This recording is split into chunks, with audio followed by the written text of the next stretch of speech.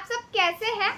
Challenge का ये दूसरा दिन है। चैलेंज ये है कि 30 दिन में 30 प्रोडक्ट लाऊंगी और लिस्टिंग करूंगी अमेज़न एंड फ्लिपकार्ट पे। आप देख सकते हैं चैलेंज का दूसरा दिन है और मेरा प्रोडक्ट भी है ये दूसरा।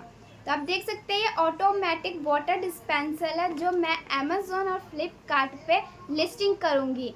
और मैंने पोर्टर से भी कुछ सामान मंगवाई हूँ। तो अब मुझे बहुत सारा पैकिंग भी करना है। तो ये पैकिंग तो मैं पीछे ही नहीं छोड़ती। लगता है मैं सोचती हूँ कि किसी और को पैकिंग दे दूँ। तो अब मैंने पोल्टर से कुछ सामान मंगाया है तो वो मैं लेने जा रही हूँ। तो आप देख सकते हैं ये मैंने एक पेटी ही मंगवाई हूँ। अब मैं इसे पूरा ही पैक करूँगी एक दिन में। तो ये मुझे पैकिंग करना है। तो चलते हैं पैकिंग की तरफ। देखिए बबल तो कट गया। अब बबल का काम तो खत्म। अब इसे बबल में सेफ्टी के लिए रैप करूंगी पैकिंग बबल के साथ प्रोडक्ट को। तो आप देख सकते हैं कितनी सेफ्टी बनाने के लिए मैं बबल यूज करती हूँ। आप भी बबल का यूज कर सकते हो। तो ये देखिए मेरा बबल में पैक हो गया, लेकिन इसके ऊपर टेप लगाना भी बाकी है। तो मैं इसके चारों तरफ से टेप लगा दूंगी सेफ्टी के लिए ताकि ये बबल छुड़े ना। खुल जाते हैं तो पता नहीं चलता। तो देखिए ये बबल में पैक हो चुका है। अब है गत्ता काटूंगी इससे। तो मैं इसका नाप लेती हूँ कि पहले मैं बबल में पैक कर लेती हूँ। बबल में रैप करने से इसका साइज बढ़ जाता है, तो इसलिए मैं गत्ते में काटने से पहले इससे ही नाप लेती हूँ। तो देखिए मैंने एक सैंपल के लिए मैंने इसका ले लिया है नाप इस बोतल का। अब यहाँ तक क्या, तो मैं यहाँ से मैं काट दूंगी।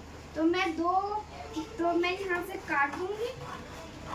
तो आप देखिए काटने से ये होगा कि ये परफेक्ट ही आ जाएगा पैकिंग। तो देखिए ये मैंने बबल गत्ता काट लिया है। अब इसमें 2 ही बोतल पैक हो पाएंगे। तो मैं इसका नाप ले लेती हूँ और यहाँ से मैं कटिंग कर देती हूँ। तो आप देख सकते हैं यहाँ से मैंने कटिंग कर दिया। एक में 2 आ जाते हैं। तो मैंने गत्ता काट लिया है। आप देख भी सकते हैं कितने सारे गत्ते काटे हैं। तो पहले मैंने प्रोडक्ट लिया, उसके बाद बबल काटी, फिर उसके बाद बबल में पैक की और फिर मैंने गत्ता काटा और उसके बाद अब मैं गत्ते में पैक करूँगी। तो आज मुझे बहुत सारा पैकिंग करना है और ये सब पैकिंग तो होती रहेगी।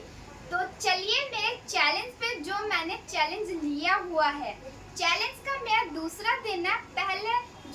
पहला वीडियो बनाया था चैलेंज का वो मैंने अपलोड कर दिया है।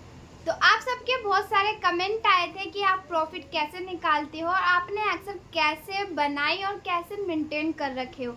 तो पहले जब मैंने शुरू में जब मैं ई कॉमर्स का काम करती तो मैंने पहले एक्सेल बनाया। एक्सेल में सबसे पहले मैंने हेडिंग लिखी। तो पहले हेडिंग लिखी थी आइटम नेम जो प्रोडक्ट का नाम है, उसके बाद डेट, फिर 3rd नंबर पे मैंने लिखा था क्वांटिटी की कितनी क्वांटिटी जाती है किस प्रोडक्ट। तो ये सब मैं आपको लैपटॉप के स्क्रीन पर दिखाना चाहती हूँ। अगर मैं ऐसे बताऊँगी तो आपको थोड़ा समझ आएगा, अगर मैं आपको करके दिखाऊँगी तो बहुत ज़्यादा समझ जाएगा। तो चलिए मेरे लैपटॉप के स्क्रीन पर। तो हम एक्सेल पे आ चुके हैं। ये मेरा एक्सेल है जो मैंने बना रखा है।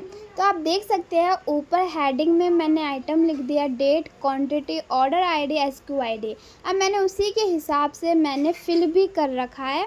देख सकते हैं अब मैंने आइटम में प्रोडक्ट नेम लिख रखा है, डेट, क्वांटिटी और ऑर्डर आईडी और SKU आईडी और MOP का तो मतलब होता है मोड ऑफ पेमेंट। ये सब भी मैंने चढ़ा रखा है। स्टेटस भी मैंने फिल कर रखे हैं किसी के।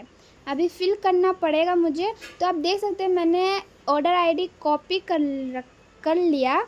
अब बताऊंगी कि पेमेंट कैसे चढ़ाती हूँ। मैंने ऑर्डर आईडी कॉपी कर लिया। अब मैं चल जाऊँगी, अभी मैं हूँ होम पेज पे, फिर पेमेंट पे जाऊँगी और सर्च बैंक सेटलमेंट करूँगी। तो मैं आ गई यहाँ पे, पेस्ट कर दूँगी, एंटर करके मैं पेस्ट कर दी, फिर एंटर कर दूँगी।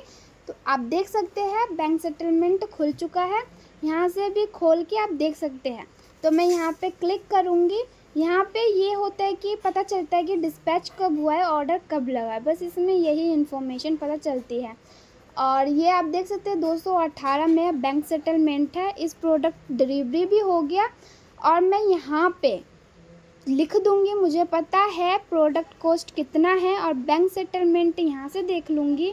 आप यहाँ से भी देख सकते हैं और ये इसे ओपन करके भी देख सकते हैं। तो 218 मैंने फिल कर दिया है और आपको प्रॉफिट पता चल जाएगा। मैंने फॉर्मूला साथ साथ मैंने डाल रखा है, फॉर्मूला मैंने सेट कर रखा है और पता चलता रहेगा कि कितना में प्रॉफिट होगा। तो आप ऐसे ही एज ऑर्डर आईडी कॉपी कीजिए और पेमेंट पे जाइए और पेस्ट कर दीजिए, वहीं से पेमेंट आपको पता चल जाएगा। तो मैंने फॉर्मूला इस तरीके से लगाया कि जो बैंक सेटलमेंट मेरा आएगा वो प्रोडक्ट कॉस्ट में माइनस होके तब प्रॉफिट होगा। तो आप देख सकते हैं ये कस्टमर रिटर्न है, तो कस्टमर रिटर्न में 218 रुपये मेरे कट चुके हैं।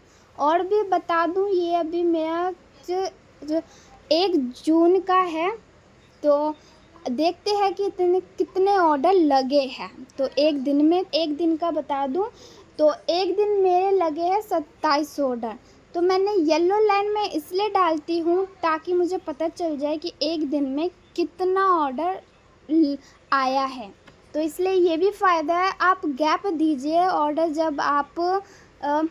जब ऑर्डर आप फिल करते हो तो गैप ज़रूर देना, जैसे मैंने येलो लाइन का दे रखा है, इसे पता चल जाएंगे। तो अब देखिए दूसरे दिन मेरे कितने ऑर्डर आए, ये सब पता चलता रहेगा अगर आप गैप दोगे तो ये तो था मेरा एक्सेल जो मैंने 6 जून का मैंने थोड़ा सा फिल कर रखा है। अभी इस पर काम करना भी मुझे बाकी है। तो फॉर्मूला मैंने लगा रखा है और बैंक सेटलमेंट किसी के अभी मैंने फिल किए है, क्योंकि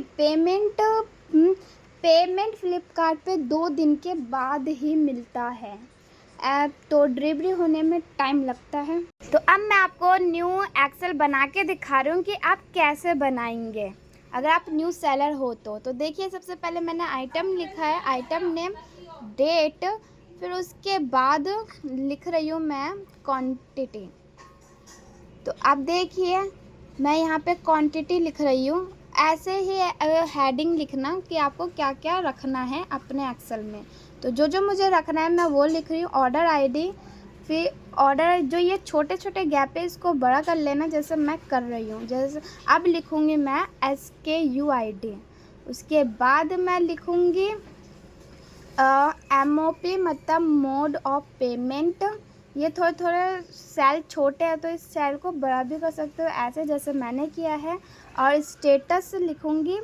स्टेटस का मतलब होता है कि क्या हमारा प्रोडक्ट डिलीवरी हो गया या कोरियर रिटर्न आया है या कस्टमर रिटर्न, तो उसे स्टेटस कहते हैं। और इसके बाद मैं लिखूँगी, अब मैं इसके बाद लिखूँगी स्टेटस के बाद प्रोडक्ट कॉस्ट, कि हमारा प्रोडक्ट कितने की लाई हूँ मैं, तो वही लिखूँगी। फिर उसके बाद बैंक सेटलमेंट और बैंक सेटलमेंट के बाद प्रॉफिट। तो ये तो था मेरा एक्सेल जो मैंने पूरा हेडिंग लिखा है। आप इसमें क्रिएटिव भी कर सकते हैं, इसको बड़ा भी कर सकते हैं, कलर भी कर सकते हैं, जैसे आपको अच्छा लगे वैसे आप कर सकते हैं। ऊपर टूल्स है तो उसका भी आप यूज़ कर सकते हैं। तो ये सब मैंने हेडिंग लिख दिया है। आपको इसमें से कुछ लिखना है या हटाना है तो अपने अकॉर्डिंग कर सकते हो। ये तो मैं आपको एग्जाम्पल के लिए समझाने के लिए बना रही हूँ न्यू एक्सेल। तो फिर मैं होम पेज पे जाऊँगी एक्सेल के, फिर यहाँ पे मैं कलर कर दूँगी। तो देखिए ये कलर हो गया और मैंने बड़ा भी कर दिया। तो आपको मैं एग्जाम्पल के लिए मैं कोई मैं उठा लेती हूँ जहाँ से मैंने एंट्री किया था, तो यहाँ पे मैंने पेस्ट कर दिया। तो आप देख सकते हैं अब तो ये मैंने फिल कर दिया। अब मैं आपको पेमेंट बताती हूँ कि मैं पेमेंट कैसे फिल करती हूँ। तो यहाँ से मैंने आइटम नेम भी लिख दिया, डेट, क्वांटिटी और ऑर्डर आईडी भी, SQID भी और मोड ऑफ पेमेंट। तो फिर मैं ऑर्डर आईडी को कॉपी करूँगी, तो उसके बाद मैं जाऊँगी पेमेंट पे, फिर बैंक सेटलमेंट का ऑप्शन है वहाँ पे क्लिक करूँगी। फिर वहाँ पे आपको दिखेगा ऑप्शन की पेस्ट करने का, वहाँ पे पेस्ट कर दूँगी, फिर एंटर कर दूँगी।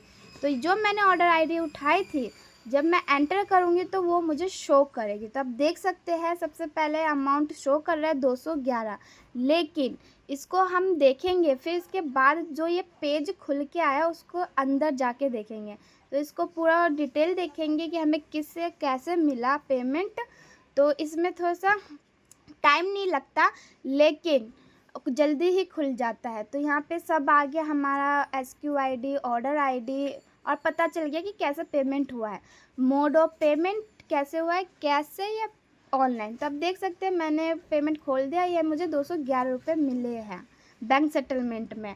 तो यहीं से मैं लिखूँगी स्टेटस पहले कि डिलीवरी हो गया है, इसमें डिलीवरी हो गया है और मुझे पता है प्रोडक्ट कॉस्ट कितने है मेरा, वो लिख दूंगी। अब बैंक सेटलमेंट मुझे 211 मिला है। अब मैं फॉर्मूला लगाऊंगी प्रॉफिट का कि मैं प्रॉफिट कैसे निकालती हूँ। एक्सेल में आपको फॉर्मूला लगाना पड़ेगा। तो देखिए यहाँ पे मैं फॉर्मूला लगा रही हूँ, आप भी ऐसे ही लगाना जैसे मैं लगा रही हूँ। ये बहुत बेस्ट होता है, आराम से कैलकुलेट हो जाएगा, कोई हिसाब बारी नहीं करना पड़ेगा। तो यहाँ पे मैंने फॉर्मूला लगा दिया है, अपने आप ही प्रॉफिट निकल के आ चुका है। बैंक सेटलमेंट से मैंने प्रोडक्ट माइनस कर दिया और मेरा प्रॉफिट निकल गया। तो ये तो मैंने एक करके दिखाया, अब मैं आपको दूसरा करके दिखा रही हूँ। तो ये आपको समझ आ ही गया होगा, अगर नहीं आया होगा तो आप देख सकते हैं बार बार मेरा वीडियो। तो देखिए ये स्पाइडर था, पहले ब्लैक था, तो यहाँ पे मुझे मिले हैं 254 रुपये। ये दूसरा है जो मैंने आपको करके दिखा रही हूँ। तो ये भी डिलीवरी हो चुका है और मैं लिख दूँगी 180 प्रोडक्ट कॉस्ट और बैंक सेटलमेंट। देखो कि मुझे 254 रुपये मिला है, प्रॉफिट अपने आप आ जाएगा। यहाँ पे पूरा मैं सिलेक्ट करूँगी तो यहाँ पे 00 आएगा, फिर पेमेंट लिखी हुआ है। तो देख लो 74 रुपये मेरा प्रॉफिट है। तो ऐसे ही करके आप प्रॉफिट निकाल सकते हैं। तो मैंने एक्सेल के बारे में बता दिया। तो मैं उम्मीद करती हूँ कि ये वीडियो आपको बहुत अच्छी लगी होगी। अगर आपको बहुत अच्छी लगी होगी तो कमेंट करके ज़रूर बताना। आज के लिए बस इतना ही, बाय बाय।